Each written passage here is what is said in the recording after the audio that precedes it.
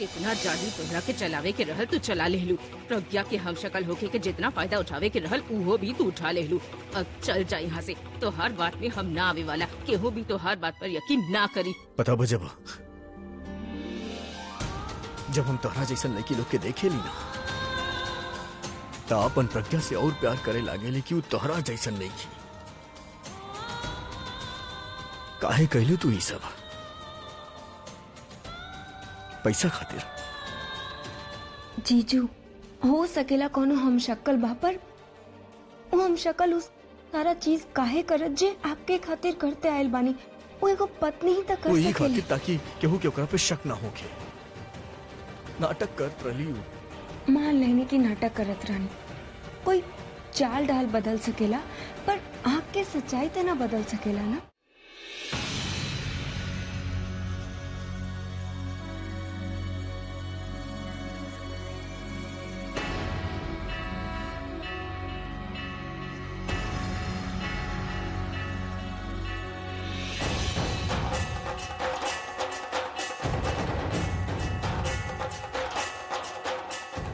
अब आप ही बतावा हम का करी, कोनो रास्ता दिखावा।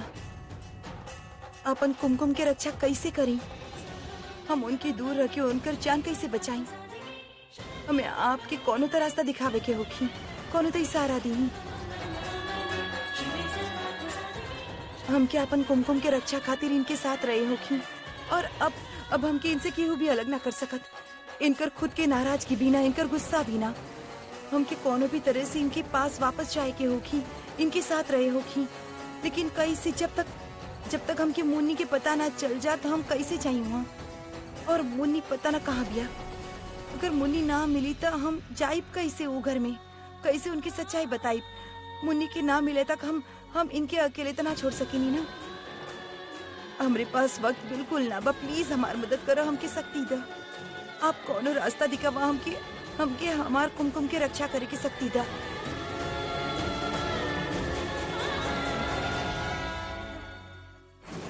गॉड जी, का करत रहनी आप जानबूझ के कहीं नहीं सब कुछ तब हमने की प्रॉब्लम हो गई। आपके वजह से हमने पूरा फैमिली के सामने बेवकूफ बन गई। हंसका रहल बानी, मजाक हो रहल बा। अच्छा तरीके से जाने नहीं ना कि हमनी के साथ अगर ऐसे वैसे हरकत करबू तो आपके साथ का होगी। अरे पर हम कहले का बानी, हम तारा फोन करके बतैले बानी कि अभी के गाड़ी के एक्सीडेंट हो गल बा। बस ई कहनी कि अभी हॉस्पिटल में बा, अभी के ऑपरेशन चल रहल बा। तू दोनों हमार बात सुन लू ही ना, और तू तो फोन ही कट कर देलू। वो छोड़ा, जब यहाँ भागत आइलू तो हम और मम्मी जी तारा बतावे की कोशिश कईनी, तब भी ना सुन लू। तभी बस इमोशनल हो जात रहलू, ना कान लगैलू ना दिमाग लगैलू। तो फिर तो बेवकूफ बने के ही रहल ना। अब दे दा अवार्ड एक दूसरा के बेवकूफ नंबर 1 के। नंबर 1 तू बन जा, नंबर 2 ही आ जाई। अब मम्मी जी हम आई नहीं। एक्चुअली भाभी सही कहत रहनी, गलती उनकर ना गलती तोहार बा। अगर तू ठीक से बात सुन ले होती तो ये सब कुछ ना होकर। तो तू अपन दिमाग लगा ले तू तनु। हाँ, ज्यादा आगे से बोले के कोनो जरूरत नहीं है, समझ लू। तू ही जाए रहो, तू भी पता लगा सकत रहलू, idiot.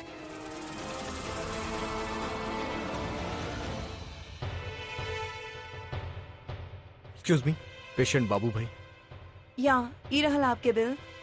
Excuse me if you don't mind, एक सेल्फी ले सकेले प्लीज? आई एम सॉरी, अभी हम मूड में नहीं की। It's okay sir.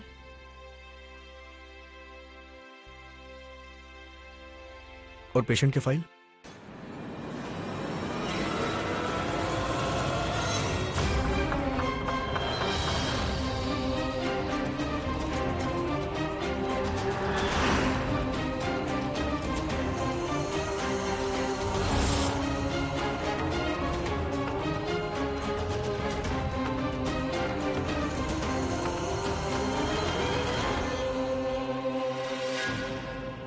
Rock star, तू फिर से बच गई।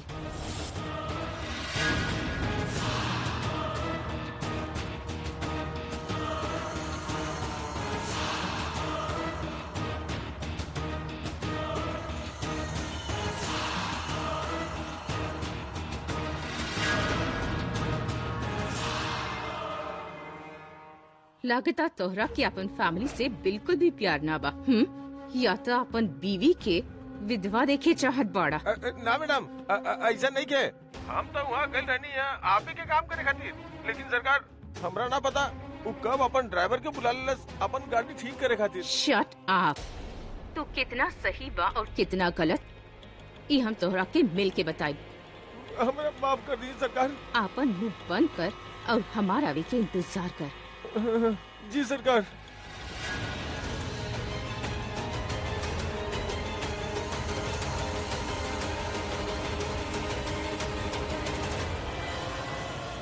कौनो बात ना रॉकस्टार, कब तक बचब? मौत और जिंदगी के ई चूहा बिल्ली के खेल कबो तक खत्म होगी? कबो तो तोहार जबान हमार पंजा में होगी। थोड़ा और समय खातिर जिंदगी मिलल बा, जीला, काहे कि अगला बार तोहरा की हमसे केहू न बचा सकत।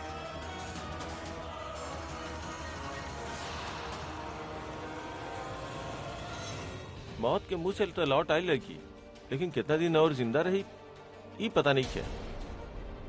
क्यों वाइल एक बारे में पूछे खातिर? ना डॉक्टर, इनके बारे में तो केहू भी पूछे ना आए। ना तो इनके पास कोनो मोबाइल बा, ना तो कोनो पहचान पत्र जोने से हमने इनके घर वालन के इन्फॉर्म कर सकी। लेकिन हाँ, अपर्णा अभी भी पता करे की कोशिश कर रहा बिया। हाँ, लेकिन ये बहुत जरूरी बा कि घर वाला आवे और एक रिस्पांसिबिलिटीज ले ले। हमनी के प्राइवेट हॉस्पिटल बा, यही खातिर हमनी के ज्यादा दिन तक नहीं रख सकते रखे। का करी, कौने तरह से वो घर में उनके पास जाई, का बहाना बनाई। अगर कौनो तरह से मुन्नी मिल जावे तो हमारा सारा काम आसान हो जाये। अगर केहू आवता तो हमरा बताइएगा, ठीक बा? Okay doctor.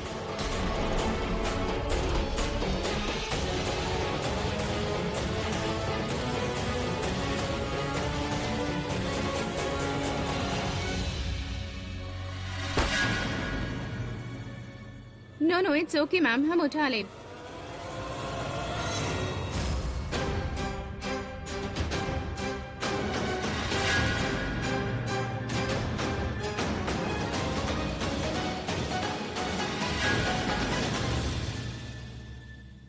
अगर मुनी साथे हो तो हम ओके लेके इनके सामने चल जाती और आलिया और तनु की सच्चाई सबके सामने आ जात। सब कुछ पहले जैसे हो जात। भगवान करे अब तक मुनी घर आ गई होगी, हम दोनों मिलके आलिया और तनु के सारा ड्रामा ही खत्म कर दे।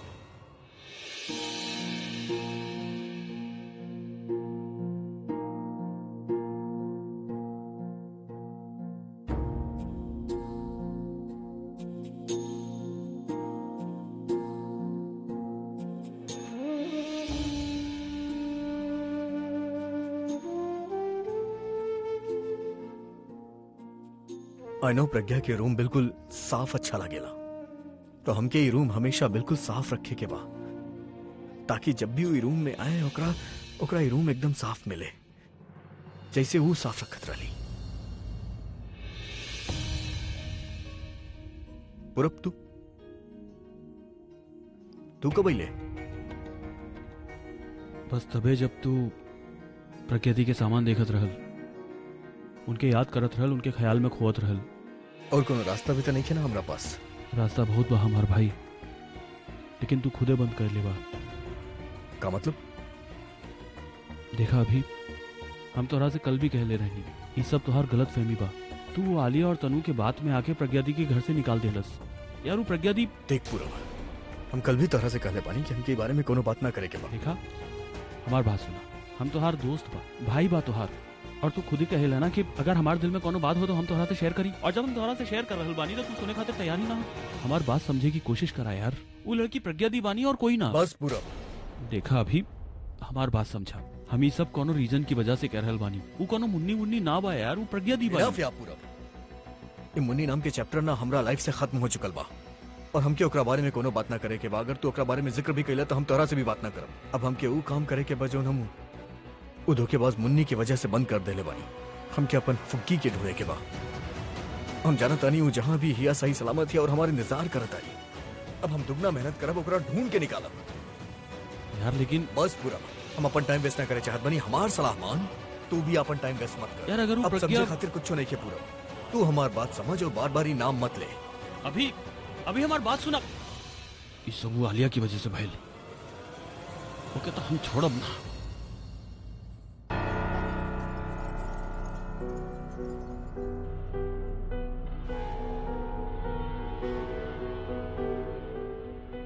पूरा तू आवे वाला रहला तो बता देता, हम रेडी हो अपन जाते ये यार। बकवास बंद करा, ये सब सुने खातिर ना आए नहीं हम यहाँ पे।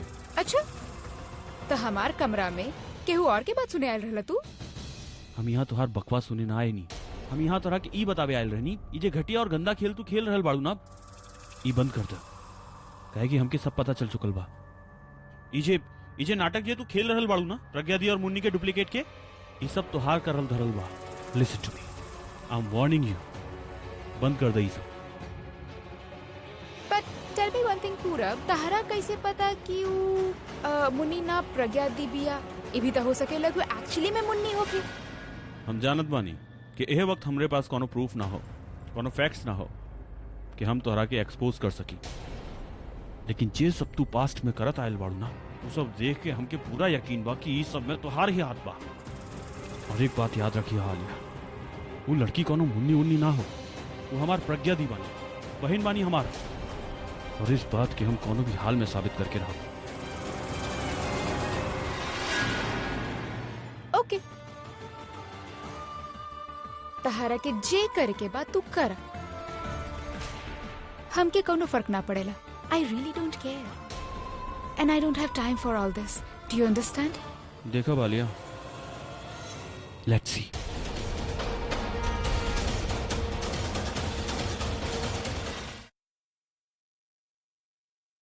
कहाँ चल गए बाड़ू तू? वापस ना आवे के बका, और कितना वेट कर बू? जाने लूना तारा बिना ना रह पावेली हम, कितना मिस करा तारी हम, ढूंढा तानी तारा समझ में ना आवेला का? देखा तारा जाए के लोग कितना फायदा उठावेले, अकेला पड़ गए बानी बिल्कुल। और पूरब वो भी ई बार हमरा के, अब हम का करी, कहाँ जाई? I am missing you Fugi, please please come back, please वापस आजा।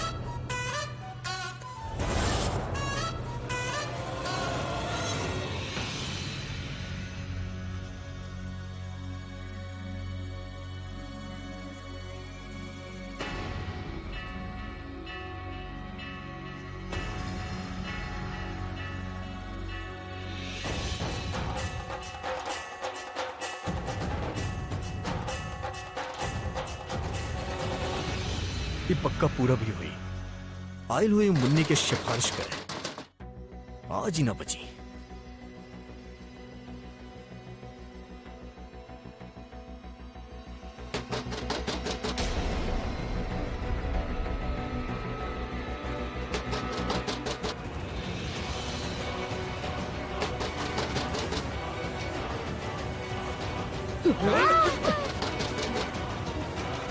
का कर रहे बाड़ा अभी? मारबा का? हम क्या लगा पूरब बा? अरे पूरब के छोड़ा, पहले ओकरा से निपटा। केकरा से? वो आ गई ली। के आ गई? मुन्नी आ गई। अभी मुन्नी आ गई। मुन्नी आ गई? हाँ, तू चला, तू ही संभाल सकेला ओकरा। ओकर इतना हिम्मत? हाँ, आज कितना दिन के बाद ऐसे रिलैक्स होके बैठले बानी। ओ मुन्नी तो हमार सरदर्दी बन गल रहल, आपन जगह पक्का करत रहली ना, निकाल देनी ओकरा घर से, और जात जात हमारी घर में जगह पक्का करके गई। हाउ स्वीट। फैमिली के सामने हमार थोड़ा इमेज भी बन गई। Not bad Alia. वो आ गई वापस, वो आ गई सबसे बदला लेवे खातिर।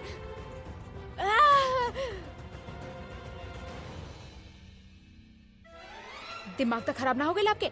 ऐसे चिल्ला रहल बानी जैसे भूत के देख लेनी। तो भूत ही तो देख रहल बानी। हमार मतलब बा भूत देख के आ रहल बानी। उ वापस आ गईली। पता बा एगो आत्मा के तरह वापस आ गईली सबसे बदला लेवे खातिर। अरे के आ गई? मुन्नी रिटर्न हो गई बिया। उ केहू के भी ना छोड़ी, सबसे बदला ली। फिल्म के फर्स्ट पार्ट में तू ओकरा घर से बाहर निकल लू, अब फिल्म के सेकंड पार्ट में उ तहरा से बदला लेवे खातिर आइल बिया। आप तो रहे ही दिन बताली भाभी, आपके कोनो भी बात के हमके कोनो भरोसा नहीं थे। याद बा ना पहला बार भी आप हमके बेवकूफ बना देले रहनी हॉस्पिटल में वो खबर देके। अब हम आपके कोनो बात ना मानने वाला बानी। Okay so leave. गॉड जी के कसम हम सच कह रहल बानी। अब जाके तू बेवकूफ बनबू और वहाँ पे भी बनलू। मत आवा तहार मर्जी, हम तो चलनी रियल ड्रामा देखे खातिर। अभी के आवे से पहले ना हम तो अपन सीट पक्का कर लेता नहीं, ना तो ओकर डायलॉग बाजी खत्म हो गए ना तो सारा मजा किरकिरा हो जाई। तू बैठल रह जा। भाभी तो बहुत कॉन्फिडेंट लग रहा बिया, कहीं वो सच में तो ना आ गई। बट हाउ कैन शी कम बैक? और वापस काहे आइल बिया? कोनो प्लान बना के तो ना आए। पहले हमनी ओकरा प्रज्ञा बनैले रहनी, का पता ई बार वो खुद प्रज्ञा बनने की कोशिश कर रहल बिया वापस आवे खातिर। Oh no no no no no, I need two see this.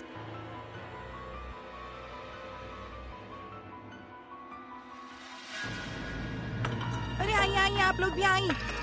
ये बाऊ हमार घर जहाँ से हमके बेरहमी से धक्का मार के निकाल देले। यस धक्का मार के निकाल देले हमके।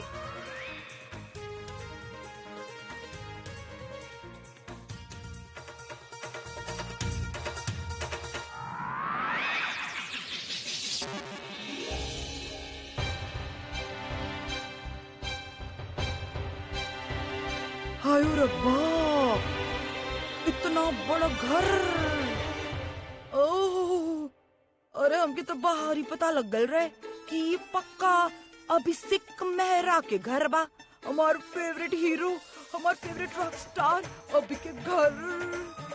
ए बात सुना, तू अभी द रॉक स्टार के बीवी बाड़ू, वही तुम्हार पति बा जे हमके घर से निकाल देलस। हाय अरे तो अभी की बीवी बाड़ू। ओह, कितना बढ़िया किस्मत पहले तो। सच कितना बढ़िया किस्मत पहले बाड़ू तू। अरे कितना सुंदर कर्म पहले बाड़ू। किस्मत अच्छा होता घर से बाहर ना निकलते ना। अरे नाना वो लोग ऐसे ना कर सकेले। अरे इतना बड़ा लोग, अरे इतना कमीना काम ना कर सकेले। अरे वो कितना सुंदर सुंदर गाना बनैले बा। Love love happy love love. अरे डॉली कंट्रोल कंट्रोल, तू एनजीओ वाला बाड़ू, कंट्रोल रखा। ऐसे करबू ना इन लोग के पलड़ा भारी हो जाये। यहाँ पे हमनी अपन बहन के इंसाफ दिलावे आई बानी। वो सब तब तो हम देख ही ले, पर अभी वो काहे दिखना रहल बा। कहाँ हमार अभी रॉक स्टार अभी भी ऐसा कर सकेला भला? नाम बड़ा, दर्शन छोट। का बताई हम आपके। इस सारा घर वाला मिलके हमके घर से बाहर निकाल देले। कोई भी हमार मदद ना कैलस, लेकिन सबसे हमार शिकायत ना बा। शिकायत बात अपन पति से। तमाशा तमाशा बना देले हमार, और तमाशा देखत रहले कि ये सब के सब केहू हमार मदद ना कैलस, केहू मदद ना कैलस हमार। अब हमार तो आपे लोग मदद कर सकेले। इस स्वर्ग जैसन घर हमके मिलल नहीं खे ना, तो हम तो स्वर्ग ही चल जाए। ये घर तो बा ही स्वर्ग जैसन। अरे स्वर्ग जैसन घर बा तू तहरे साथ ऐसन काहे कैले? उहे ना हमार समझ में ना रहे बा। सुबह तक तो सब कुछ ठीक ठाक रहल, पर जैसे ही रात आई हमारी जिंदगी में तो अंधेरा ही छा गए। हम का बताई आप लोग के।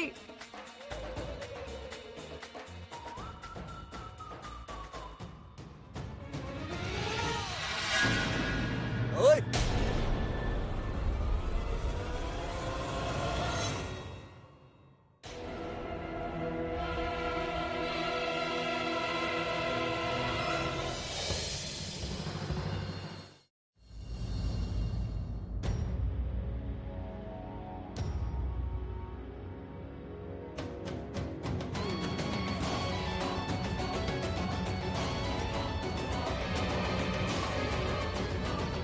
तहार हिम्मत कैसे भइल दोबारा ई घर में आवे?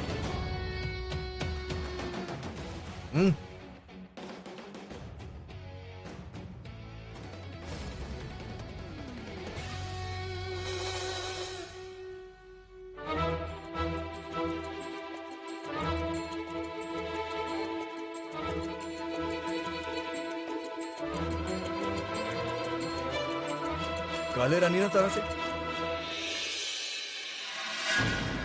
दोबारा ही घर में मत आइया।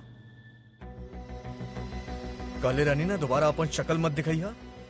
ई घर से ई परिवार से हमरा से तहार कोनो रिश्ता नहीं खे।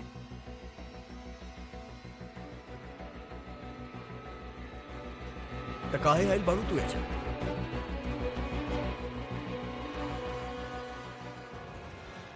गलती तो हमार बना जे हम तोहरा के बाइज्जत जाय देली। उठा के फेंक देवे के चाहत रहे या पुलिस के बुलावे के चाहत रहे। जौन तमाशा तू अभी करत रू तमाशा हम करती ना तब तू ही तमाशा अभी ना कर तू। लेकिन गलती तो हमार बा। हमके ना घर के बाहर एगो आईना लगा देवे के चाहत रहे जेकरा देख के तोहरा ई याद आवत कि हम तोहरा ई घर से काहे निकलले रहनी। जैसे आयल बाड़ू वैसे ही जा ना तो। एक मिनट मिस्टर अभी।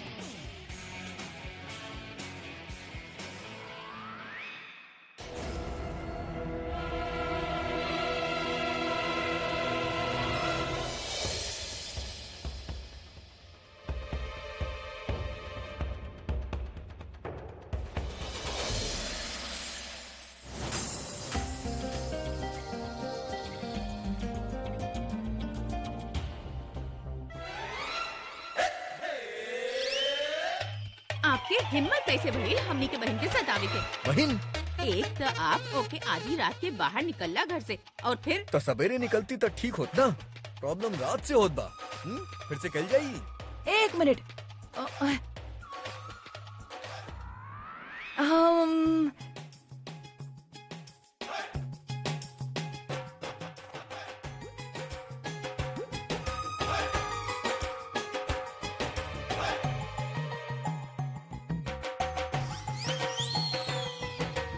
मिस्टर अभी आप जे कैले बड़ा बहुत गलत कैले बड़ा। एक तो आधी रात के अपन बीवी के घर से बाहर निकाल देना और अब डंडा से ओके डरा रहल बड़ा।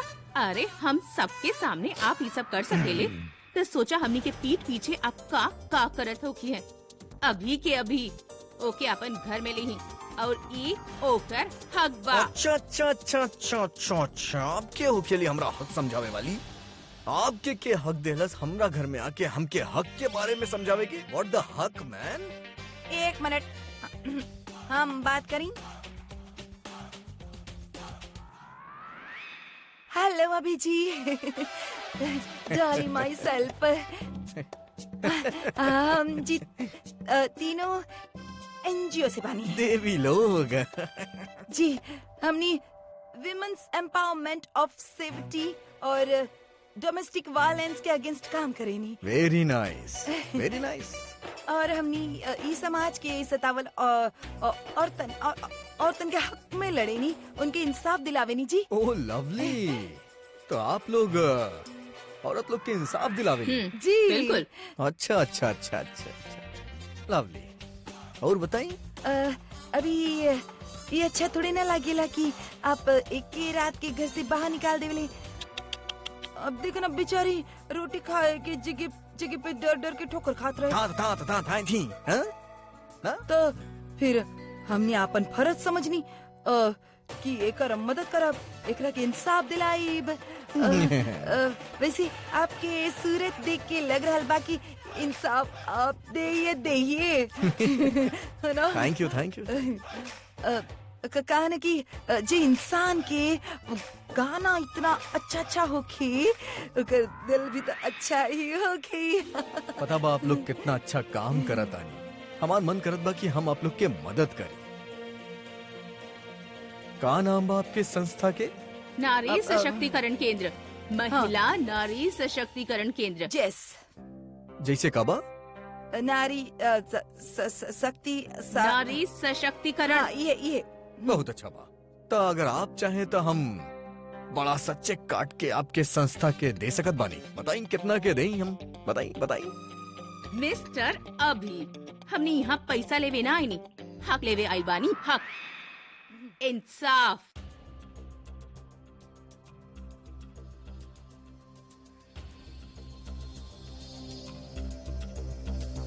तो आप लोग सिर्फ औरत लोग के इंसाफ खातिर लड़े ले या ऊ लोग के खातिर भी जिनकरा औरत लोग धोखा देवेली?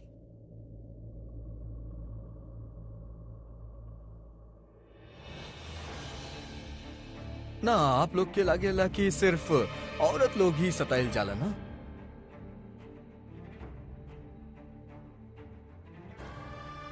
वो औरत लोग के कह जे मर्द के सतावेली, आप इनकरा इंसाफ दिलावे जाता नहीं।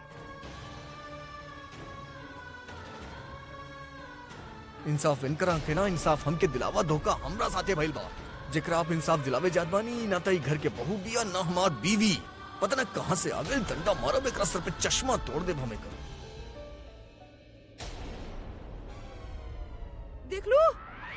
देख लो कितना जाति कर रहल बानी हमारे साथ।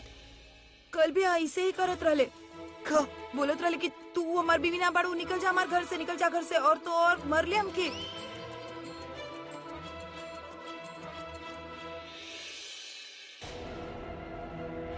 हमार हाथ नीला पड़ गया रहे ना, तभी हाँ, तक दिखावा, आइस लगा दिखावा। ली। इतना पर झूठी मारब कब मरनी, अब तो मारब हमें करके।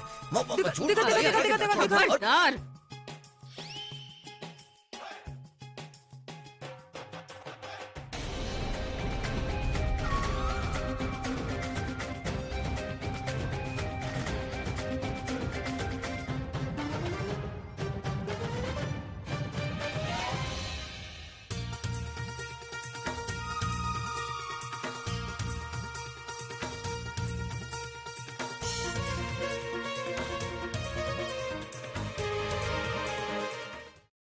देखिए मिस्टर अभी, आप होगा कौनो बहुत बड़ रॉक स्टार, होकी बहुत फैन फॉलोइंग आपके, मगर हम लोग जमीन से जुड़ल लोग के मदद करेनी, उनके उनकर हक दिलावेनी।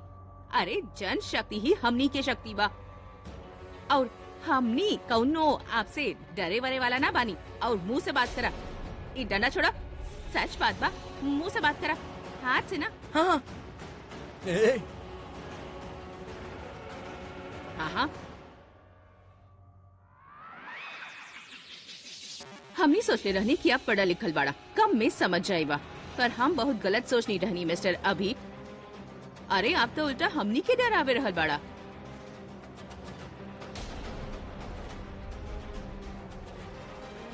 तो शायद गलती आपके ना बा, आपके सोच के बा। आपके का लागत बा, नारी कमजोर बानी? हम लोग कमजोर ना बानी मिस्टर अभी, और इस सोची भी मत, एक फोन कॉल करब ना, अरे मुंबई ना, महाराष्ट्र ना, पूरा इंडिया के हजारन लाखन औरत यहाँ इकट्ठा हो जाई हैं। और इतना औरत ना आप अपन कौनो कॉन्सर्ट में ना देख ले होखिए।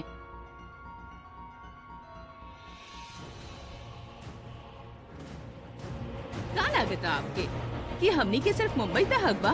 156 कितना 156 एनजीओ सेंटर बानी हमनी के। अरे एक फोन कॉल पे ना यहाँ हजारन औरत इकट्ठा हो जाई हैं, और आप जे इतना इज्जत कमैले बाड़ा ना, 1 मिनट में मिट्टी में मिल जाई।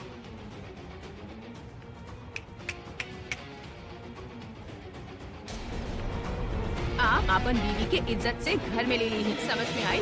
और आप अपन हद में अरे रही। अब हो खेलू के हम के हमारे ही घर में अपन हद दिखावे वाली।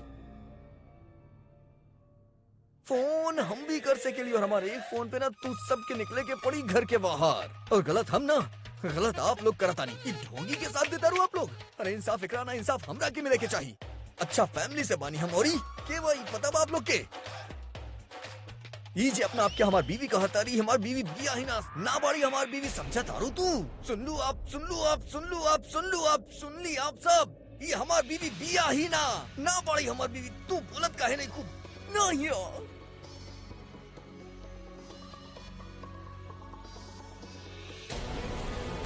एक मिनट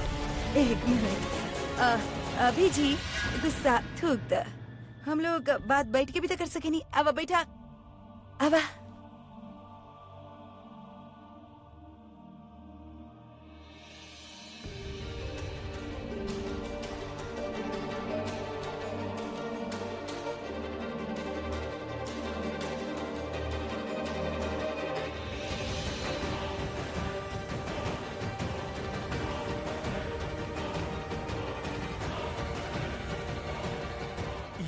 अभी जी गुस्सा थूक दी।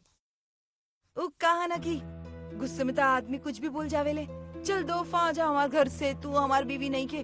मतलब तू आज से तू हमार वाइफ ना रहल। सच्ची बात बा, बीवी रहल तबे तो ना घर से बाहर निकाल देला ना। आपके अपन बीवी के साथ ना बन रहल तो ठीक बा, कोर्ट जा, वहाँ जाके डिवोर्स ला, ये बोल के कि हमार पत्नी ना बिया, आप इनके घर से ना निकाल सकेले। हमार माँ, यह तो हम आप लोग के समझावे के कोशिश करतानी, ई हमार बीवी नहीं की।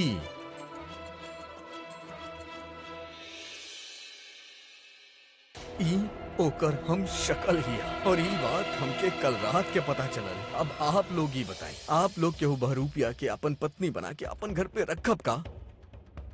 हम शक्ल हाँ बहुरूपिया डुप्लीकेट हाँ बीवी हाँ पार्ट 2। हाँ ना ना ना ना ना ना ना, बीवी पार्ट 2 ना, एक बीवी बहुत बाड़ी, हम शक्ल, एक हम शक्ल बाड़ी। यह बात के फायदा उठा के हमरा घर पे हमार बीवी बन के आगे लपेकरा में हम का करी? हमार बहन हमके कल बताइली के ई जौन बिया बहरूपिया हिया मुन्नी, वही सबूत के साथ। अब ई सब जाने के बाद कौनो इंसान का करी? आराम से हाथ जोड़ के घर से जाए खातिर कही ना, तो हम भी हुए कहीं का गलत कहीं। He is right. जे ऐसे फ्रॉड लोग हो खेले उनके घर पे ना रखल जाला, उनके घर से धक्का मार के बाहर निकालल जाला। हमनी भी वही कही नहीं। इनफैक्ट एकरा घर से बाहर भी जगह ना मिले के चाहे। ऐसन फीमेल्स के त सोसाइटी से धक्का मार के बाहर निकाल देवे के चाहिए। एक नंबर के फ्रॉड बिया, चीट बिया। ई कोनो प्रज्ञा ना बिया, मुन्नी बिया, मुन्नी। सड़क पर 2 पैसा कमावे खातिर तमाशा करेली, यहाँ आप सब लोग के सामने तमाशा कर रहल बिया ताकि यहाँ पे हम लोग से पैसा ऐड सके। सिंपल। ई मुन्नी ना, ई प्रज्ञा बिया, पर ये वापस काहे आ गई? वो भी तब जब हम और आलिया एकर अगेंस्ट बानी। हमने के बिना एक कदम भी न चल सकेले, लेकिन इतना बड़ स्टेप काहे ले लेलस? ई प्रज्ञा ही बिया। देखी मैम, आप डरायल सतायल लेडी के हेल्प करेनी ना, तो आप हमार हेल्प करी। कहा ना, हमार भाभी प्रज्ञा मिसिंग बिया और ओकर फायदा उठा रहल बिया ई मुन्नी। जैसे ही ओकरा पता चलल कि हमार भाभी मिसिंग बिया, हमार भाई ओकरा ढूंढ रहल बा, ई बन के आ गई यहाँ पे प्रज्ञा। और करे के का रहल? बस एकरा तो यहाँ सब कुछ हड़पे के रहल। पैसा चाहिए एकरा के।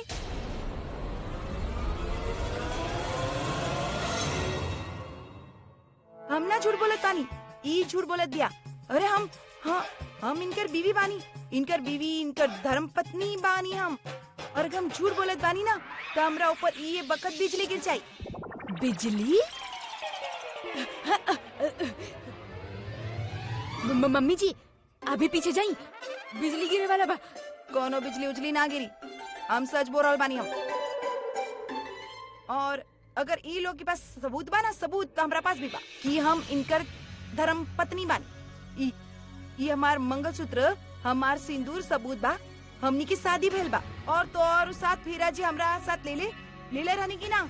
अरे दीदी, आप इनका से शादी के एल्बम मंगवाई, उमे हमार फोटो बा। सिंदूर लगावत बाड़े, हमके मंगलसूत्र पहनावत बाड़े, फेरा लेवत बाड़े, सारा फोटो बा।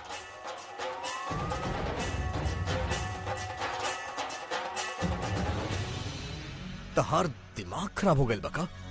यह सब तो हमने बोला था नहीं। उ प्रज्ञा रहली, तू हम शक्ल बाड़ू। शादी में जौन हमार बीबी रहली प्रज्ञा, तू मुन्नी बाड़ू। हाँ, अरे आप ऐसे मत बोलिए, हम आपकी पत्नी बानी। अरे रुक जाना यार, दूर से बात कराना, पास आवाज जरूरी बका। हम अर्धांगिनी बानी आपके, हमके हक बा आपके पास आवे की।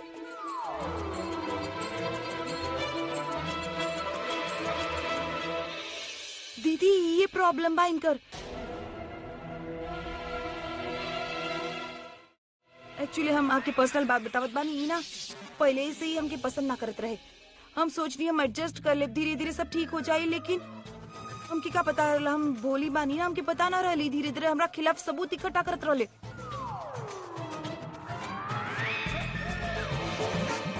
घर वाली के घर से निकाले के कोनो बाहर वाली के घर लाल चाहत बाड़ी।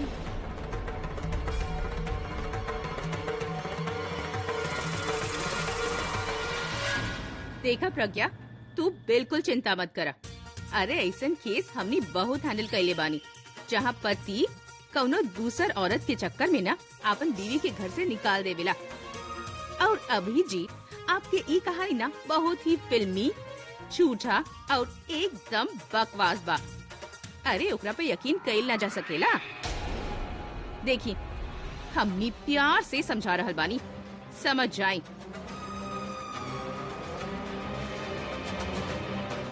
अगर हमनी कोनो दूसर कदम उठवली ना तो वो आपकी रेपुटेशन खातिर अच्छा ना होगी, समझनी आप।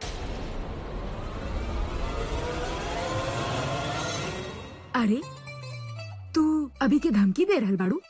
औरत बाड़ू तो एकर मतलब तू कुछ भी बोलबू, कुछ भी अरे करू। बैच वाली आंटी लोग, हम भी आप लोग के प्यार से समझावत आनी। जौनो तरह एक औरत के पति के बा, ये औरत से अच्छा तरह से केहू ना जान सकेला, राइट? उहे तरह एगो आदमी के पत्नी के बा, ये आदमी से अच्छे तरह केहू ना जान सकेला, करेक्ट? तो हम कहतानी हमार पत्नी नहीं के ओकर हम शक्ल ही तो आप लोग काहे नहीं की समझत? एक्चुअली हम ना आपके बहुत बड़ फैन बानी, आपके बहुत इज्जत करेनी। तो तबा हमके का लागल रहल कि आपके बढ़िया बढ़िया गाना सुन के ये सारा लड़की आप पे लट्टू हो जाइला ना, तो एक कर मतलब ये होई कि आप लड़की लोग की बहुत इज्जत करेनी। और कहाँ बाना आपकी कहानी सुन के हमके तो बेकार लागल जी, और बहुत दुख लागल, बहुत बुरा लागल। अरे ये कहानी गढ़े से पहले आप ये कह देती कि आपके बीवी ये प्रज्ञा अच्छा खाना ना बनावेले, जलल खाना बनावेले, दुनिया जहान के बुराई करेले, और ये भी कह देती परिवार वाला के ध्यान ना रखेले, तो तभी हमनी मान लेती। लेकिन ई जी आप इल्जाम लगवले बानी ना, ई जी आप कहानी बनवले बानी कि ई हम सकल बिया आपके बीवी के, आपकी बात ना हमार गला से नहीं के नीचे उतर।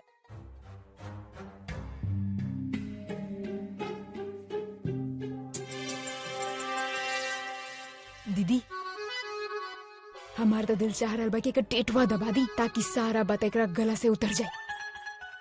आपके ही बहाना ना केहू ना मानी, कोर्ट भी ना मानी। आपके एल्बम देखी है शादी के, उनमें भी यह दिखाई दी ही। तो आपके अगर कोर्ट के धक्का ना खाए के बा तो अपना ली एकरा। हाँ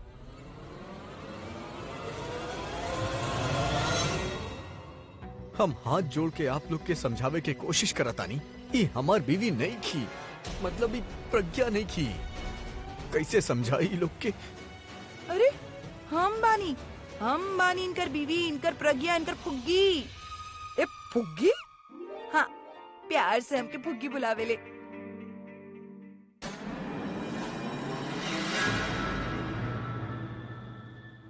देखी जी, अब तो एको बीवी बता सकेली कि ओकर पति ओकरा प्यार से का नाम से बुलावेले, फुग्गी। है ना जी? देखी ये भी है आपके बीवी। ये निकनेम ना हमार सारा फैंस लोग जाने ले, तो एकर मतलब केहू भी लड़की आके हमसे कही फुग्गी फुग्गी फुग्गी, तो कहा हम ओकरा अपन बीवी बना लेब? कुछ भी ना दीदी, ई ना ऐसे ही बोलत रही। हम बतावत बानी ना, हमके सब पता बा, हम बीवी बानी इनकर, ये परिवार बा हमार। देखी ये हमार दादी सास, ये हमार पति, ये हमार मौसी दादी सास, जेठानी, और ये सौतन।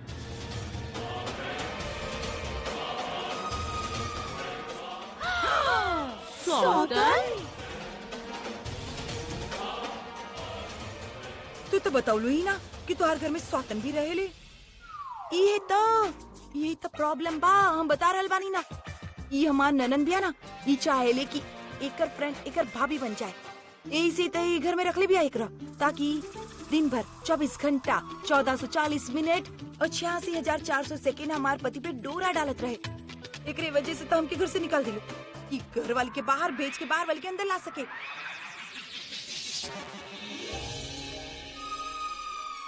कब बकवास करे जा रहल बाड़ू तू, और आप एकरा रोकते काहे नहीं? ये कुछ भी बोले जाए और हम सुनत जाई का? आपके ये बात समझ में ना आवेला का? ये कोनो प्रज्ञा प्रज्ञा ना बिया, ये हमार भाभी, ये होकर हम शक्ल मुन्नी बिया। अरे कैसे बन सकेनी हम तोहर भाभी? बनी ना सकेनी ना, काहे कि तू तो हमके भाभी मानी ली ना। कभी ना मल्लस ही हमके अपन भाभी दीदी बताई, हमके इतना परेशान करेले। हमके वो 80s के फिल्म में ननन अपन भाभी के परेशान करत रहेले ना, वैसे ही हमके परेशान करेले। और रोज कोनो नया चाल चलावेले हमरे घर से बाहर निकाले खातिर। परेशान हो गए हम एकर भड़कावे पे ही हमार पति कितना प्यार करत रहले वो हमसे, हमके घर से बाहर निकाल देले बाड़ी।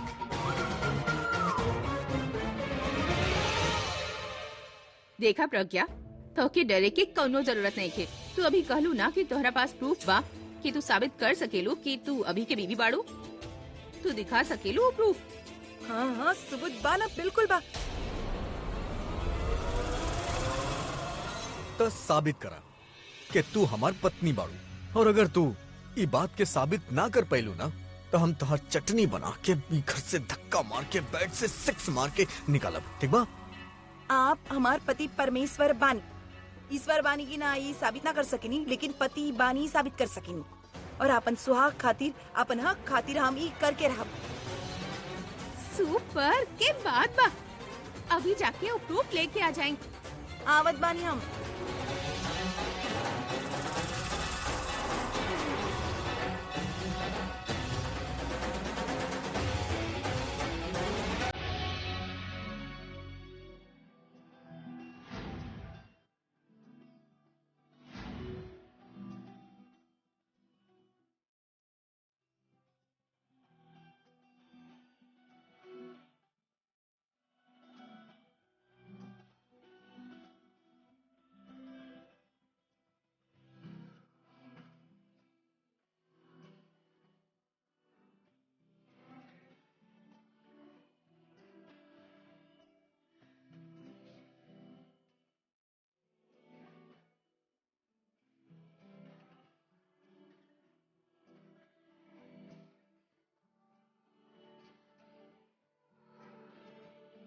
हम ना रहनी त ई डॉल से बात करत रहनी।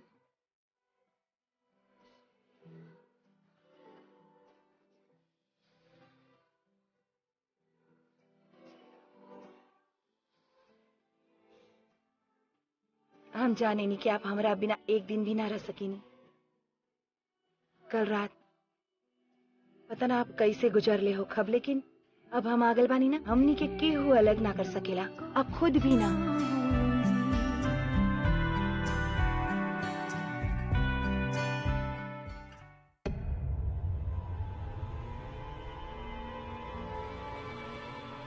हमार शक बिल्कुल सही भाई, ई मुन्नी ना प्रज्ञा बिया। तनुआ फिर से तू अपन टेप शुरू मत कर रही, चुपचाप खड़ा रहा। आले हम अपन टेप शुरू न कर रहल बानी, हम वही कर रहल बानी जिनके दिखाई दे रहल बा। हमार बात सुना और ओके सोचा, अगर ये मुन्नी होखत घर में वापस काहे आवत? जब एक अच्छा तरीका से पता बा कि हमने एकरा सपोर्ट ना कर रहल बानी, तो फिर केकरा सपोर्ट से घर में वापस आएला?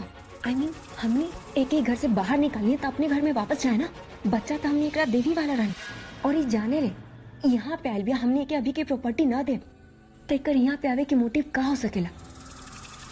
आलिया ई प्रज्ञा ही बिया, एक सिर्फ और सिर्फ अभी चाहिए और पैसा ना। तू चुप रही यार तनु, तहार ना दिमाग खराब बा। कभी बोले ताड़ो कि प्रज्ञा बिया, कभी बोले ताड़ो कि मुन्नी, फिर बोले ताड़ो प्रज्ञा। तू ना अपन दिमाग बना ले पहले, और फालतू में हमके बीच में डिस्टर्ब मत कर। सोचे दा कि ऊपर जाके का प्रूफ लेवे गईल बिया, पता चले पता नहीं कितना सारा प्रूफ लेके आ गईलू। हमके दिमाग लगावे दा कि जे प्रूफ लेके आई ओकरा का जवाब दी हम, समझ लू? Let me think, okay? Just shut up.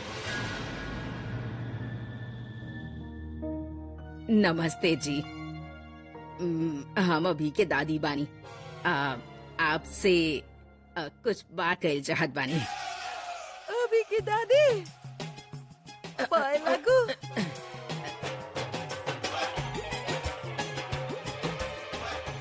My self Dolly.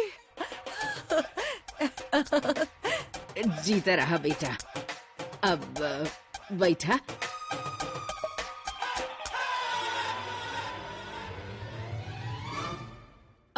देखी, हम जाने नहीं, हम आपके काम के समझे नहीं। अच्छा बा, बहुत अच्छा बा। उ का बाना, ये जब कौनो लड़की बेसहारा हो खेले, कुछ मदद चाहेले, तो उस सीधा आप ही के पास आवेले। हाँ, तो आप ओकर साथ भी देवेनी, ओकर मदद भी करेनी, और आप ओकरा के इंसाफ भी दिलावेनी। हम मतलब कई ई चाहत बानी कि आप तो हमनी साथ ना इंसाफी ही करत बानी। हाँ जी, सही कह रहल बिया। उ जे आपके हिजा लेके आयल बिया ना, उ हमनी के प्रज्ञा ना बिया, उ तो प्रज्ञा के हम शक्ल बिया। हमनी के प्रज्ञा तक कई दिन से गुमशुदा बिया, और काफी दिन से घर भी ना आयल बिया। उ बस एकरा जैसे ही पता चले कि उ गुमशुदा बिया, ई उहे बात के फायदा उठावे खातिर भेष बदल के हिजा चलाई। देखिए हम तो अब अपन बहू के बहुत अच्छा तरह से जानेली। हम ही तो ओके ब्याह करके अपन घर में बहू बना के ले आयल रहनी, और हम प्रज्ञा के ना जानेनी तो और के जानेला।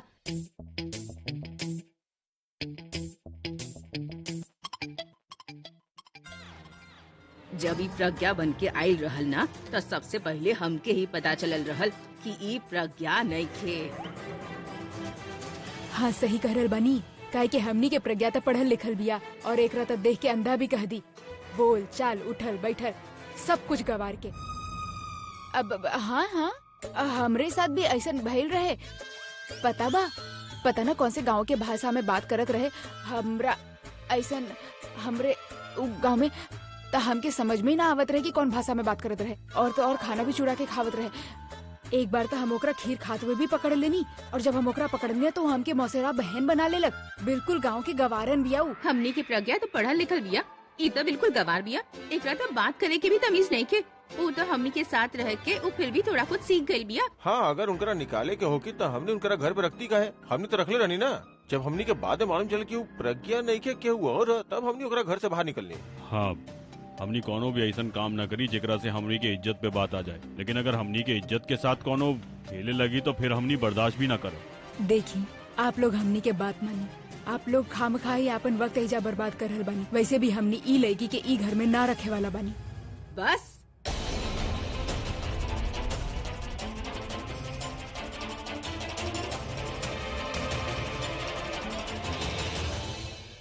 बस करिए आप लोग। अरे हमनी के लागल रहल आप लोग बुजुर्ग बानी, हमनी की बात समझब। पर ना, अब तो आप भी वैसे निकलनी। देखी ई आपके पोता के बहू ही बिया, और आपके ओकरा ई घर में लेवे के ही पड़ी। आप एगो औरत के दर्द ना समझेनी। एगो औरत ही ना, एगो औरत के सबसे बड़ दुश्मन होखेले। अरे एगो औरत जब एगो औरत के ना समझेले ना, तो एगो औरत ही ओकर साथ देवेले। और यहाँ तो हजार लाखन औरत बाड़ी ओकर साथ देवे खातिर। माननी की दुनिया में दो लोग के शक्ल एक दूसरे से मिलेला, पर इतना ना मिलेला कि आप लोग पहचान ही ना सकी कि वो आपके घर के बहू बिया। पर आप ही मानब ना। पता बा काहे? आप यही से प्रज्ञा के घर से निकाले चाहत बानी, ताकि आप ओकर शादी आपन पोते के फ्रेंड से करवा सकी।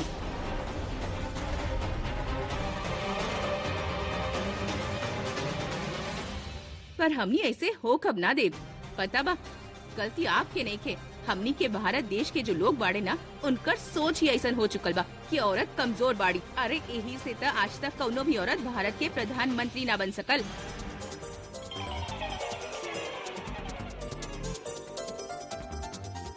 कहाँ बात करत बाड़ू इंद्राणी जी? आप प्राइम मिनिस्टर इंदिरा गांधी जी के भूल गई? हाँ हाँ, हमार कहे के उहे मतलब रहे। अब तक सिर्फ एक ही बनल बाड़ी, अब तक तो 20 गो के बनल जाए के चाहत रहल भारत के प्रधानमंत्री।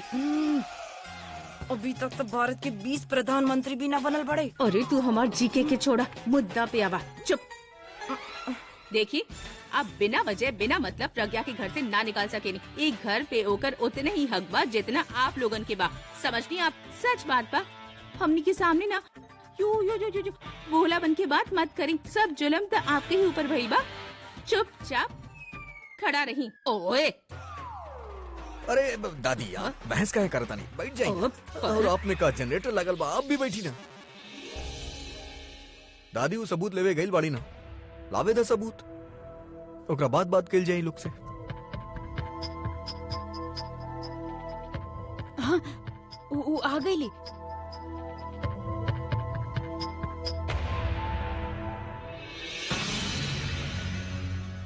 सॉरी हाँ, बहुत सारे सबूत बना तो वक्त ज्यादा लग गई। अरे मिताली भाभी, आप देखत का बानी आई, मदद करी हमार। हाथ नीचे रखी।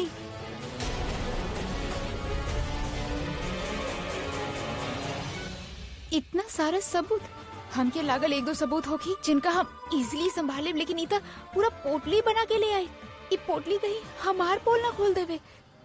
देख लो तू कितना सारा चीज लेके आई भी, और ये सारा चीज अभी और प्रज्ञा के बा। और अगर ये मुन्नी भी तेकरा कैसे पता कि सारा चीज कहाँ पे रखले बा?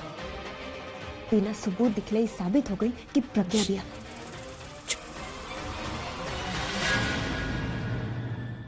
थोड़ा ज्यादा बा, ऐसे टाइम लग गई। अरे लाई ना, लाई। बैठ जाइए आप लोग, बैठ जाइए, टाइम लगी। अरे जल्दी करी, यहाँ रख दी, हाथी हटाई।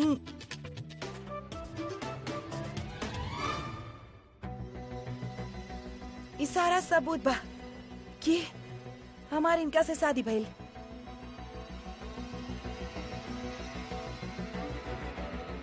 ये अवार्ड हमनी दोनों के मिलल रहल। हम फोटो दिखावत बानी ना, ई देखी फोटो, हमनी दोनों के अवार्ड मिलल रहल। हमनी पार्टी में गल रहनी ना, हम वहाँ डांस कैले रहनी, फिर हमनी के बेस्ट डांस के अवार्ड मिलल और लोग बोलत रहे कि हमनी के तब बेस्ट जोड़ी के अवार्ड मिले के चाहे। और तो और जब हम ये अवार्ड लेके घर आई ना, तो दादी हमनी के आशीर्वाद दीनी कि हमनी के जोड़ी कभी अलग ना होके, हमनी दोनों एक साथ रही। दिले रहनी की ना? दिले तो रहनी। करेक्ट, दिले तो रहनी। और ये हमसे शादी कर लेना, तो मैरिज सर्टिफिकेट, ये देखी मैरिज सर्टिफिकेट, ये लड़की और हम बानी ना सेम टू सेम। अरे हाँ, फोटो तो सेम टू सेम बा, बस दाढ़ी की माइनस कर दी तो सेम टू सेम। और तो और शादी की डेट तो सबके याद रहेला। इस सर्टिफिकेट जे दिन घर आयल रहल उ डेट भी हमके याद बा, 5 जुलाई 2014। पूछी इनका से, इनका याद बा।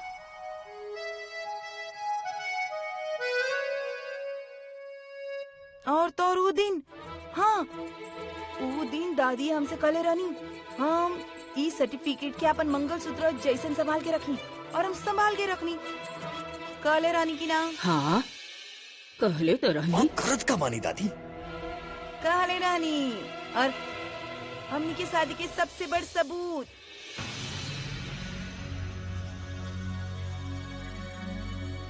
ई हमनी के शादी का एल्बम, ये बैठ के दिखावे के पड़ी हमके। हाँ, ये देखी हमार शादी के फोटो, और ये देखी ई सिंदूर लगावत रहे हमके। कितना प्यारा लागत बानी अभी। ये देखी बानी ना हमनी दोनों।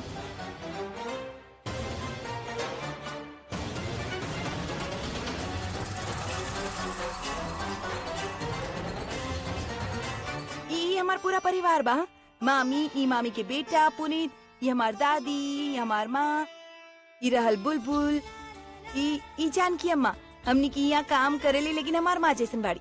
ई पूर्वी, जानकी माँ की बेटी, वो हमनी नाराज बिया तो अभी दूर चल गल बिया। और बतावत बानी हम आपके, देखी ई सब तक केहू के भी पता होखला, लेकिन हमके ई भी याद बा कि हमनी के शादी जे करवले रहले उ पंडित जी के नाम का रहल।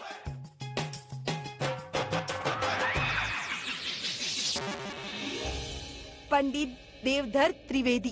अरे वाह,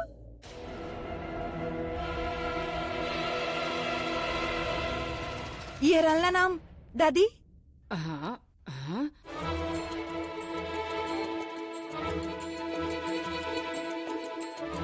ये रहल। ये रहल। कोनो बात नहीं के, तू घबरा मत, हमनी के ना सब समझ में आ रहल बा। इंसान की जुबान धोखा दे सकेला, आँख ना। तोहर जे दिल के अंदर से आंसू भरल बा ना, हमके दिख रहल बा। उ तोहर गवाही दे रहल बा कि तू कितना सच्चा बाड़ू, और ई लोग के खामोशी ना गवाही दे रहल बा कि कितना मक्कार बाड़े। तू घबरा मत, हमनी तोहार साथ अन्याय ना होके देब, हमनी तोहार साथ देब, तो के न्याय दिलाई। और तो और हमनी की जब शादी भर रहल तो इतना बड़ रॉक स्टार बड़े, मीडिया में हर पेपर में हमनी के खबर आल रहल, ओकर भी पेपर कटिंग हम संभाल के रख ले बानी। 1 मिनट, ये देखी। माय गॉड तनु, ई तो इतना सारा सबूत लेके ही जा आ गई, समझ में ना आ रहल बा एकरा ई सब के बारे में पता कैसे चला। थोड़ा बहुत हमनी एकरा के प्रज्ञा के बारे में बतवले रहनी, लेकिन ई सब कुछ एकरा के बतवला जे केहू भी बतवले होखी, जैसे कैसे भी पता करवले होखी, लेकिन एकरा रोके के होखी एकरा से पहले कि सच में प्रज्ञा बन जावे। आई नो, अब तो हमके भी यकीन होखे लगल बा कि ई प्रज्ञा ना मुन्नी बिया, जे हमनी के गेम हमनी पे ही खेल रहल बिया। हाँ तो मिस्टर रवि, अब आप बोली, इतना सबूत देखे के बाद भी आप कहब कि ई आपके बीवी प्रज्ञा नहीं खे? ढोंगी हिया, बहरूपिया हिया, चालबाज हिया। और ये सारा सबूत दिखाओ तारी नहीं, ये हमार और प्रज्ञा के प्यार के निशानी है।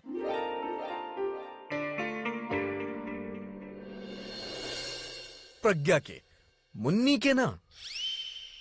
और ये जो नहीं सब बकबक करता रही ना, हमार फैमिली इनकर फैमिली, कुमकुम भाग्य, मामा पापा ई सब वही खातिर बोला तारी कहे कि हमने के साथ ही घर में रह चुकल बिया।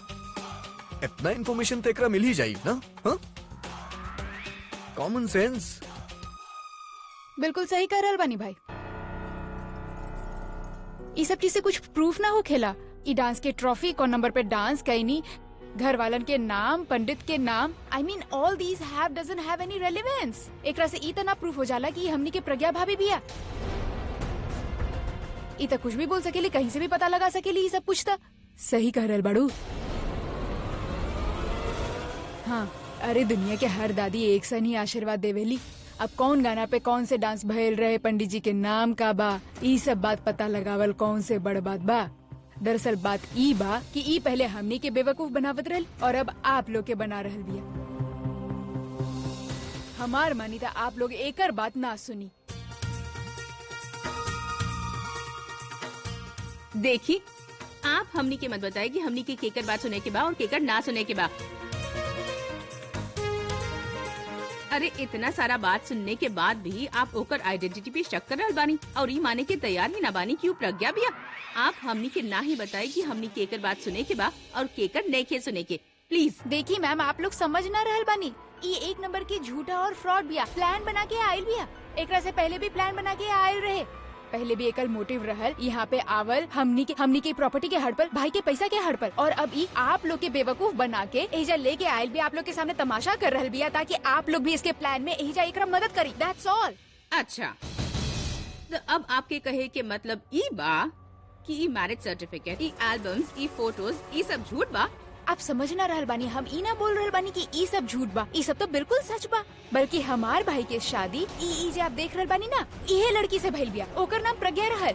लेकिन ई लड़की जे बोल रहल बिया ना, ई ऊ ना बिया जे ऊ बोल रहल बिया कि ऊ बिया। काहे कि प्रज्ञा ना, ई मुन्नी बिया, मुन्नी। एक नंबर के फ्रॉड, सड़क पर तमाशा करे वाला लड़की मुन्नी, हमार भाभी प्रज्ञा ना। एटलीस्ट ई हमनी के कुछ तो दिखा रहल बिया, कुछ तो प्रूफ दे रहल बिया कि ई प्रज्ञा बिया। तोहरे पास का प्रूफ बा कि ई प्रज्ञा नहीं खे, केहू और बिया? हाँ, हमरे पास भी कुछ आईडी कार्ड्स, कुछ पेपर कटिंग वगैरह बा, जेकरा से साबित हो जाला कि केहू और ना सड़क पर तमाशा करे वाला मुन्नी बिया। लेकिन हमने ई कैसे मान ली कि ई प्रज्ञा नहीं खे, कौनो गुड्डी बिया, कौनो मुन्नी बिया? यू नो व्हाट, हमके एकरा से ही बात करे दी।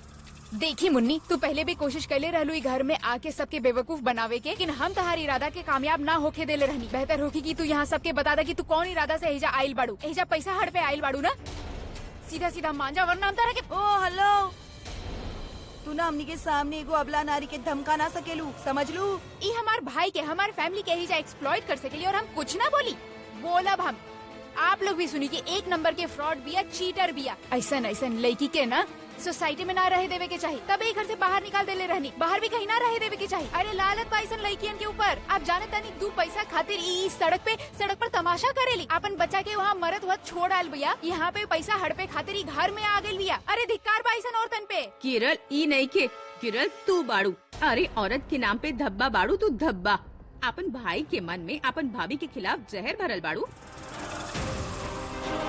शादी हो गई का तोहर?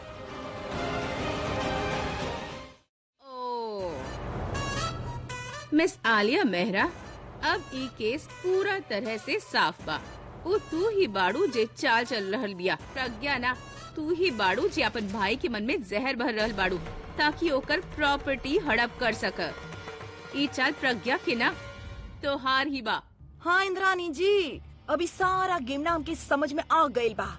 अरे इता अपन घर बसवलस ना, शादी कैलस ना, आके बैठ गल भाई के घर में। और जब बहू घर में आ गई, एकरा बर्दाश्त कहाँ भइल, काहे एकरा लागल एकरा सारा राज ओकर हाथ में चल गइल।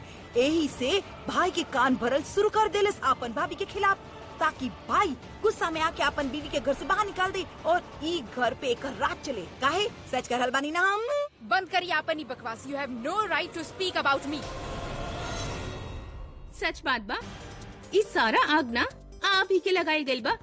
वैसे एगो बात बताई, हाँ, शादी कभी भइल ना कि शादी के बाद पति के छोड़ के वापस आ गईलू। वो बेचारा तो गरीब होखी, भाई के जितना अमीर तो होखी ना। वहाँ कहाँ बा ऐशो आराम की जिंदगी। तो वहाँ से छोड़ के आ गए वापस अपन भाई की जिंदगी बर्बाद करे खातिर और अपन जिंदगी आराम से अच्छा से काटे खातिर। अरे जी, ननन के तक काम ये होखेला। एकरा से बर्दाश्त थोड़े ना होखेला कि केहू के घर के बेटी इनकर घर में बेटी बन जाए। अरे ये तो पूरा टीवी सीरियल के विलन जैसा लागेले। डेली सोप के वैम्प चुड़ैल। Mind your tongue. हमनी के टंग छोड़ा और तो हाथ चलावा। हाँ, और जे बोलले बानी ना ओकर जवाब दा।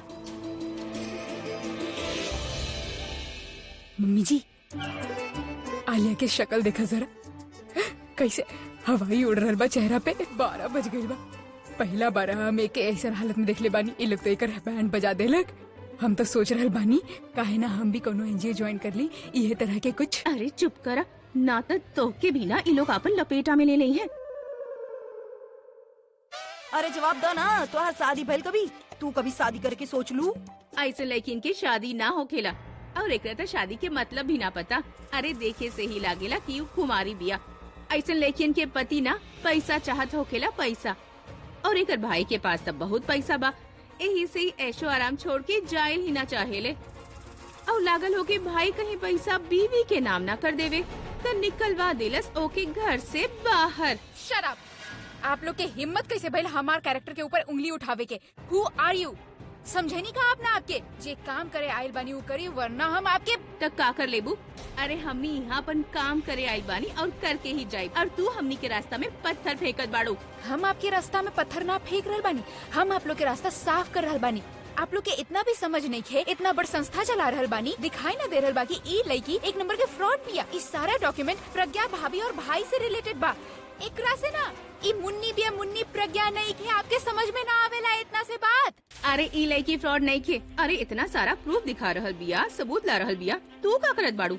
अच्छा बतावा, तोहरा पास का प्रूफ बा कि ई लड़की फ्रॉड बिया? अरे सच ही तो बता रहल बानी आप लोग के, लेकिन आप लोग के तो नजर ही ना आ रहल बा। ई जे आपके बता रहल बी, आप सुना जा रहल बानी, आपके तो नजर ही ना आ रहल बा। आप लोग के इतना सा बात समझ में ना आवेला कि प्रज्ञा ना मुन्नी बिया, हमार भाई के वाइफ, और हमार भाभी प्रज्ञा ना बिया। ओ तो हम डॉली ना दीपिका पादुकोण बानी। मान ले बुका, नाम बदले से ना पहचान ना बदल जाए। You know what, enough. अगर आप कुछ भी बोली ना तो हमसे बुरा केहू ना होगी। अरे का कर ले तू? हम सिखणी बानी, सिखणी ओ भी भटिंडा के तोरा के नाम अच्छा से सबक सिखा दे, समझ लो तू। हाउ डेयर यू। देर केयर छोड़ा। अब एगो भी वर्ड बोल लू ना तो हमनी सारा औरत मिल के ना तो कि इतना गाली देव ना कि तोहर कान के पर्दा फट जाये। हम कोनो झगड़ा ना करे चाहता नहीं है। आप लोग समझ काहे ना रहल बानी? आप इतना रेप्यूटेड फीमेल्स बानी, आप इतना बड़े एनजीओ से आयल बानी। आप समझे की कोशिश करी कि ये सब झूठ बा, ये सारा चीज झूठ बा, ये लेकिन झूठा भी है एक नंबर के।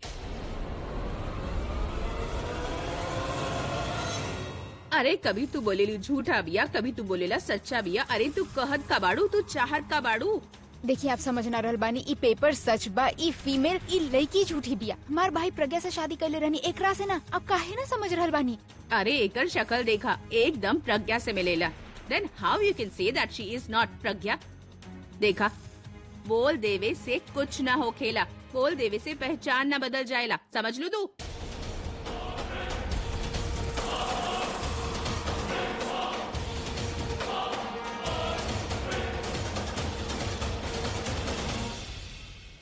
अब हम एक चीज शॉर्ट में बता दी ही।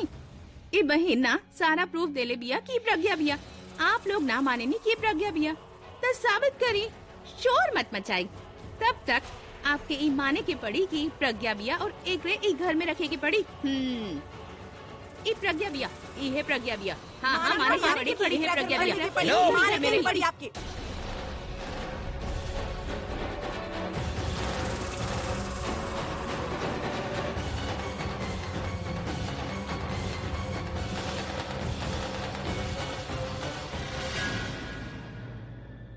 ई हमार प्रज्ञा नहीं की।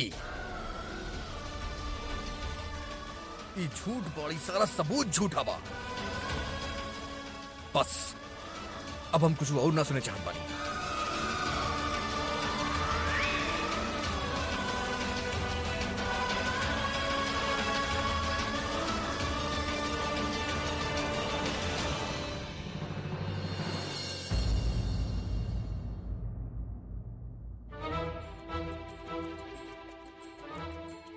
अब बताई कि हम का करें। हम सारा सबूत दिखा दीनी, ये हमनी के प्यार की, हमनी के शादी के निशानी के कदर ना करेले। हम कैसे सह सके नहीं, ये सब अब तो हमसे सहनी ना हो रहा।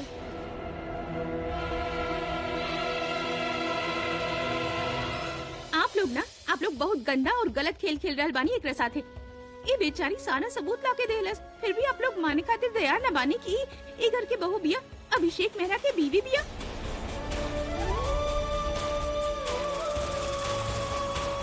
अरे कैसे कर सकेनी आप लोग ऐसन? आप लोग के एकरा पे तरस ना आवेला? अरे इंसानियत नाम के भी कौनो चीज होखेला मिस्टर अभी। अब तना हमके प्रज्ञा पे तरस आ रहल बा। अरे काहे रहल चाहत बाड़ू तू ये घर में? तू एगो इंडिपेंडेंट लड़की बाड़ू। अरे चल काहे न जाइलू इनकर हाल पे छोड़ के।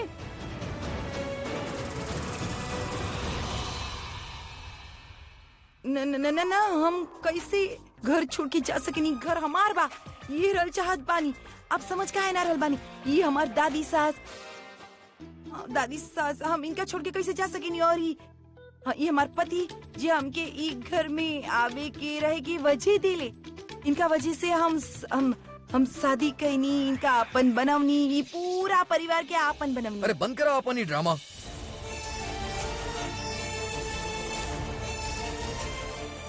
हम अब बहुत बर्दाश्त ना कर सकेली।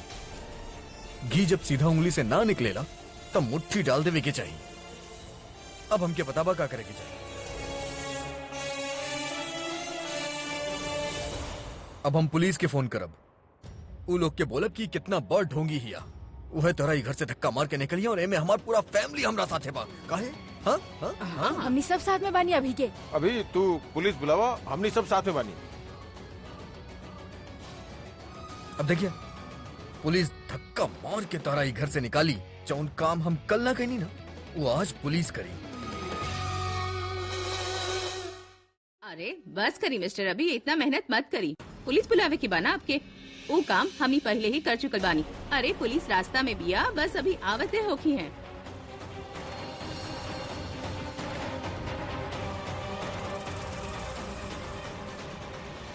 हाँ, हमनी ना पुलिस के पहले ही फोन कर देले रहनी, काहे कि हमनी के तो दिख चुकल रहल कि आप लोग ना टेढ़ा जलेबी बानी, टेढ़ा सीधा से तो मानब ना। अब पुलिस आई और अब सबके डंडा दे दे के ना सुधार दी।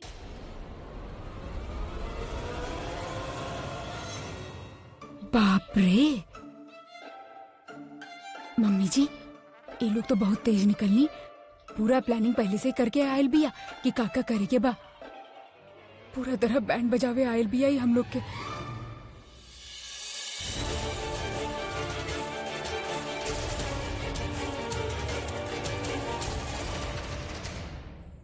प्रज्ञा, हमके लागत बा कि तू अपन लाइफ बर्बाद कर रहल बाड़ू। ऐसन आदमी के साथ रह के जे तो से प्यार ही ना करेला। अरे तोहार फैमिली तक तो से प्यार ना करेले, तो के घर में ना रहे दिहल चाहत बाड़े। ई लोग तो के वापस हरास करी है, वापस से परेशान करी है।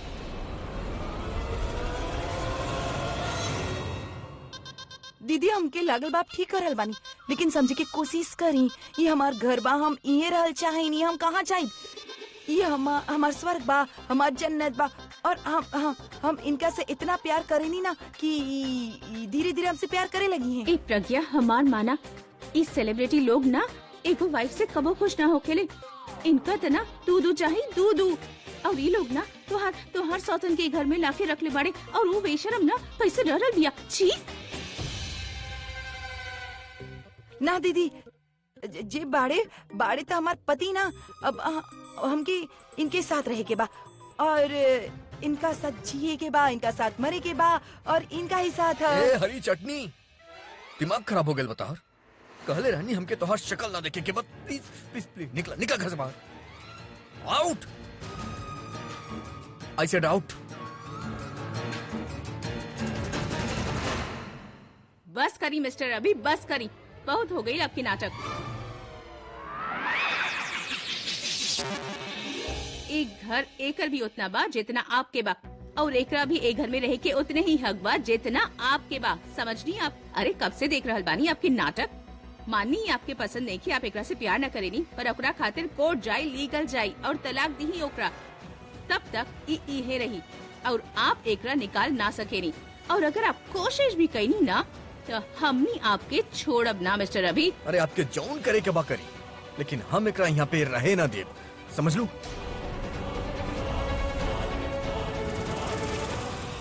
हम एकरा ना छोड़े वाला, निकाल के रहा एकरा घर से। देखिए मिस्टर अभी, आप हमनी के साथ ऐसे बिहेव ना कर सके। अरे हमार घर बा, हम जैसे चाहे बिहेव करी, हम डिसाइड करब कि छत के नीचे के रही के ना। और तोरा जौन करे के बा तू कर सकेलू, हमके बदनाम करे चाहत बाड़ू, कल आई डोंट केयर, लेकिन हम एकरा ई घर में ना रहे देब।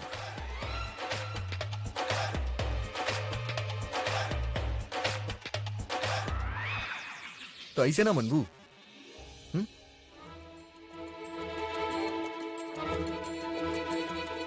देखिए मिस्टर अभी, आप जे कर रहल बानी गलत कर रहल बानी। तू ये हटा। ई गलत कर रहल बानी।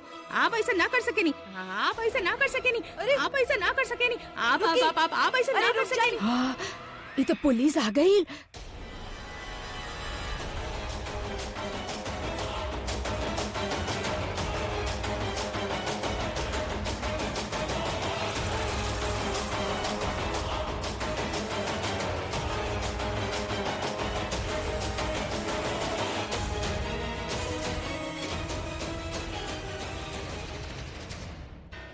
हे भगवान, ये तो सचमुच में पुलिस बुला लेलक। अब का होगी? अरे तू चिंता मत करा, आपन अभी बाना सब संभाल ली ही।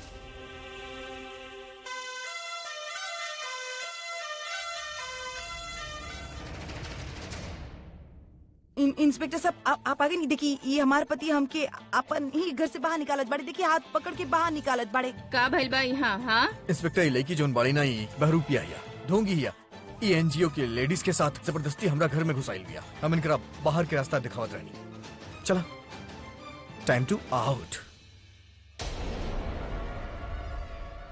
हाथ छोड़ियो कर। हमार नाम इंस्पेक्टर पंखुड़ी चौटाला बा। पूरा मुंबई के लेडीज के प्रोटेक्शन इंचार्ज बानी। तो मिस्टर अभिषेक प्रेम मेहरा, आपके जे कुछ भी कहे के बाना वो बाद में कहब। फिलहाल तो लड़की के हाथ छोड़ा। लेकिन इंस्पेक्टर ही। अरे लेकिन उकिन किंतु परंतु सब बाद में, पहले हाथ छोड़ी ओकरा। मिस्टर अभिषेक, आप ही लड़की के हाथ ना लगा सकेनी, और आप अगर ओकरा जरा भी हर्ट करे की कोशिश करी ना,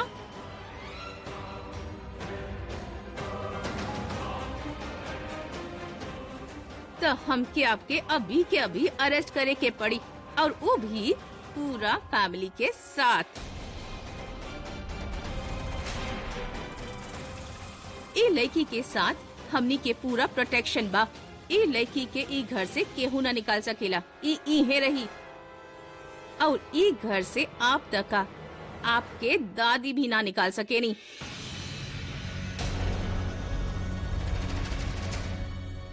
ई यही घर में यही छत के नीचे रही जब तक कि एकरा साथ आपका डिवोर्स ना हो जाला। आइल बात समझ में? हाथ छोड़ब या थाना चली?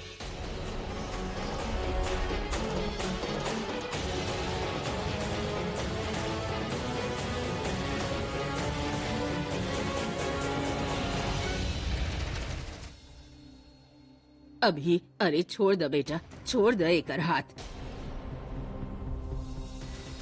छोड़ दे ना। इतना बात में कुछ न पड़ल बा। आप ना इनके अपन घर से ना निकाल सकेनी। अरे ये आपके बीवी बानी। फिर आप जे नाटक फैलेले बाड़े ना, ये ना चले वाला। ये यही घर में रही, यही छत के नीचे। एक एक केहू भी हाथ ना लगा सकेला। जे केहू एक ही हाथ लगैलस ना, त समझा ऊ इंस्पेक्टर पंखुड़ी चौटाला, त समझा डायरेक्टर पंखुड़ी चौटाला से डायरेक्ट पंगा होखी। Be aware. अरे हम इनके साथ बानी। अरे लगावा हाथ, फिर देखब। अरे एके हर्ट करे के जुर्म में ना हमके मजबूरन आपके साथ साथ पूरा फैमिली के अरेस्ट करे के पड़ी। अरे छोड़ दा बेटा, छोड़ दा एकर हाथ। सारा फैमिली के अंदर कर दे, छोड़ दा अभी, वरना खामखा ये लोग ना बात बढ़ा दी। छोड़ दा।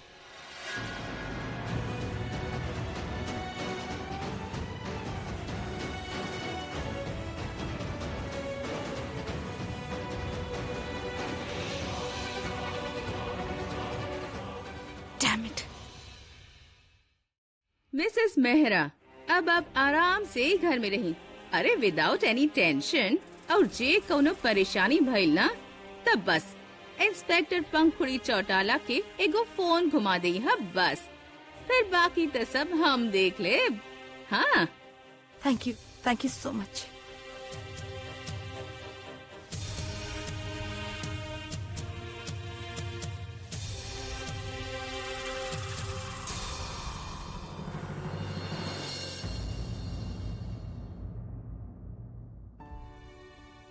हमके माफ कर दा, हम ये सब ना करे चाहत रहनी, पर हम का करती, हम मजबूर रहनी। कोई ना रही यहाँ जे हमार बात सुन के समझ के, यहाँ तक कि आप भी देखा, आप हमेशा हमार साथ देले बाड़ा, कबो हमके बचावे खातिर, कबो हमार रिश्ता के। आज एगो खातिर साथ दे दे, हम जे भी करल बानी आपके खातिर करल बानी। बस एक बार हमरा पे भरोसा कर लो, बस आखिरी बार।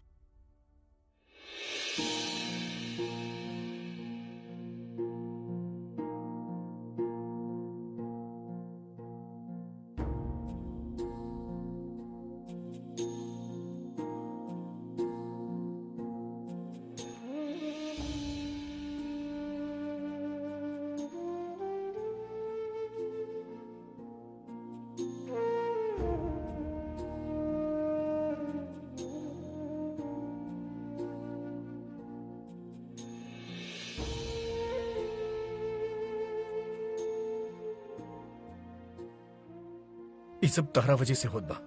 ना तू हमरा से दूर जैतू ना ये सब होत, और ऊपर से लड़की हमार पीछा काहे नहीं की छोड़त।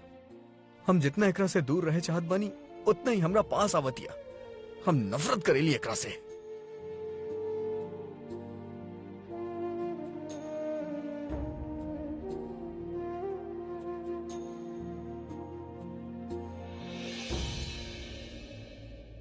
अभी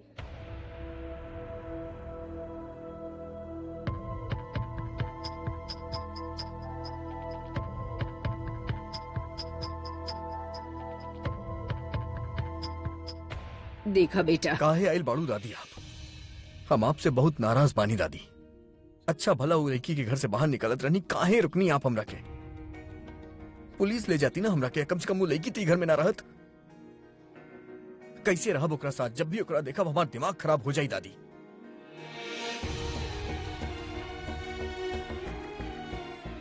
शांत हो जा बेटा, शांत रहा बेटा, शांत रहा।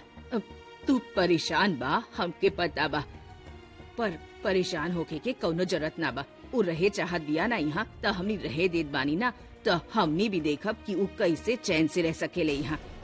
पर बेटा अभी रुक जा, अभी मुसीबत हमनी के सर पे मंडरा रहल बा, टेंशन बा सर पे। आ देखा, तोहार दादी ए बार तोहरे साथ ही बा, ना कि उ प्रज्ञा के, हमार मतलब उ मुन्नी के साथ। देखा बेटा, एक के रास्ता हमनी के पास बा, ओके यहाँ रहेदा। अगर रहे ना दे तब बात बिगड़ जाई और उ अच्छा ना हो की बेटा। दादी दादी कुछ समझ में नहीं खियावत हमरा के, कोनो रास्ता नजर नहीं खियावत।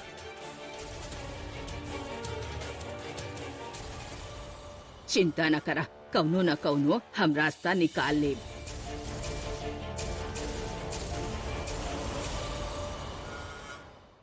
थैंक यू सो मच, आप लोग हमार मदद करी, हमार साथ देनी। हमके समझ ना आ रहल बा कि आप लोग की शुक्रिया करी तो कैसे करी। अरे मैं समझी कि काबा प्रज्ञा, तू तो हमार कई साल के ख्वाहिश पूरा कर दिलू, अभी से मिले की। ना प्रज्ञा, थैंक यू बोले की कौनो जरूरत ना। अरे तोहार साथ दे, मुसीबत में तोहरे साथ खड़े हो, ई तो हमनी के फर्ज रहल। और तोहरा के तो हम तब से जानी ले जब तू स्कूल में पढ़ावत रहलू। लेकिन प्रज्ञा, तोहरा के ना लागत बा कि तू ये सब जे कुछ कैलू उसे तोहरा के घर में रहे की जगह तो मिल जाए, लेकिन तोहार पति वो तोहरा से प्यार ना नफरत करी। हम जानी ले, लेकिन हम यो भी जानी ले कि वो प्रज्ञा से नफरत ना करेले। और अगर उनका रक्षा करे खातिर हमके उनका नफरत या गुस्सा भी सहे के पड़े तो ठीक बा ना। कम से कम हम यहाँ रह के उनका ख्याल रख सकेनी और ये पता लगा सकेनी कि वो की बात जे उनके नुकसान पहुँचावे के कोशिश करल बा। अरे प्रज्ञा जी, अगर तोहार ई मकसद में हमार फिर से जरूरत पड़े ना, पंखुड़ी चौटाला के एगो फोन घुमा दे है बस। अरे टेंशन ना ला, हम आपके साथ बानी। आप इतना कहनी, आप लोग इतना कहनी, ओए हमरा ला बहुत बा। इस समझे लेकर अपने आपके मुन्नी कितना जलील कही क्योंकि ओके घर से बाहर निकाले रही लेकिन वापस आ गई काहे? ये तो सोचे कि बा कौन मकसद से वापस आयल बा।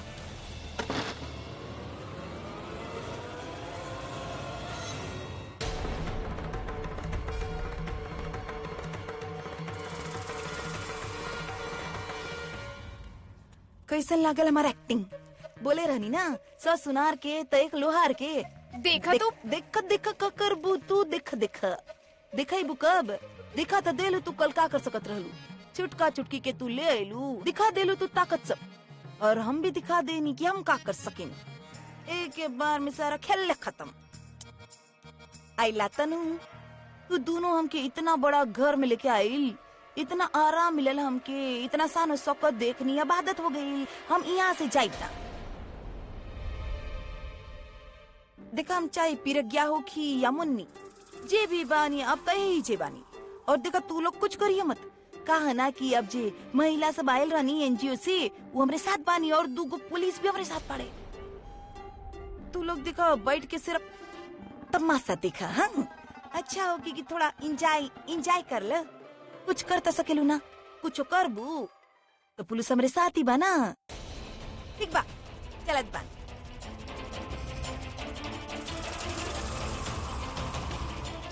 और सुना, खुश मत हो कि सोच के कि हम चुटका चुटकी के बुला गई।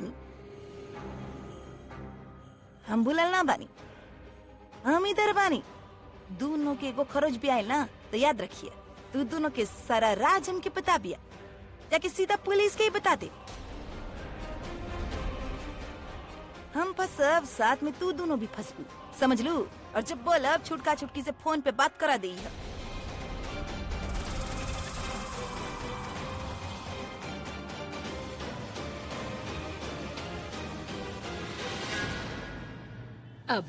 अभी कहाँ जा रहल बा बेटा? अरे रुक जा, हमार बात त सुन। हमके पीछे पीछे काहे भगा रहल बा बेटा? हमसे ना भागल जात। अरे हमार बात त सुना बेटा, सुना हमार बात।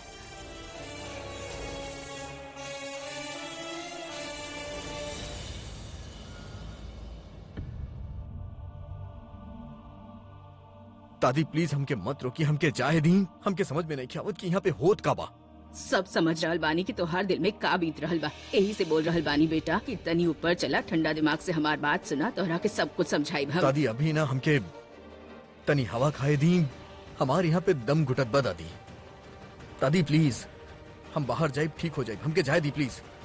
अरे हमार बाबा अभी 1 मिनट।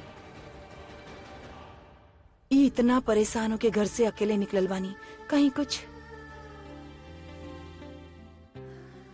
दादी हमके माफ कर दे, लेकिन ये सब करे खातिर हमके आपके आशीर्वाद चाहिए।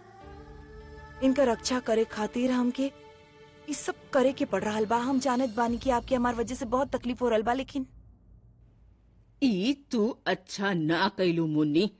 हमार पोता के साथ इतना बड़ा खेल खेले के तोहार हिम्मत भइल कैसे?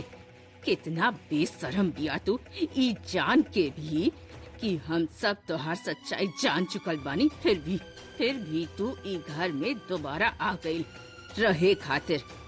पर एक बात कान खोल के सुन ला कि हम तोहरा के ई घर के और ई घर के लोगन के बर्बाद ना करे दे, कौनो हालत में भी ना।